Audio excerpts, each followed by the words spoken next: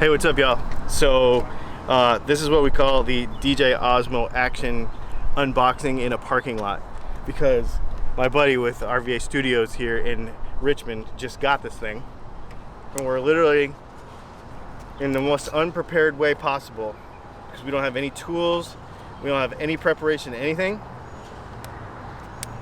We're doing the unboxing of this thing in a Dick's Sporting Goods parking lot on the hood of my car.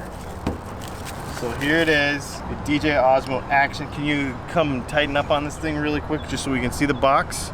And let's see what comes in here. Or I don't even know how it opens. Like that? Ooh. It looks just like a GoPro, but not. Here, let's see what else comes in this box. We got like a helmet kind of mount. We got a USB-C cable and the thing for the mount. We got a flat mount. We got a battery in a battery case. Hey GoPro, the battery comes in the case. And a little book with some stuff. All right, so we don't care about that stuff anymore. So here's the camera. So looking at the camera, it's actually smaller. Hang on one second. So it's actually, the form factor is like a little bit different than the GoPro. Overall, it's about the same size. On the back side, they look about the same. But the number one biggest difference is the front screen, which I think is really, really cool. Take it out of this little case. So it's very similar.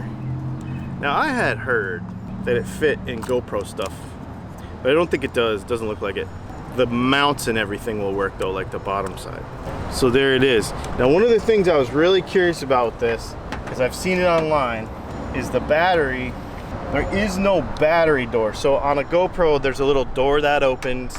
There's a little door that opens and the battery comes out. This, and this is supposed to be waterproof, is the battery door. So there's a hole in the bottom of the camera, and then that clicks in like that. Yep. And I see the little dude clicks over there.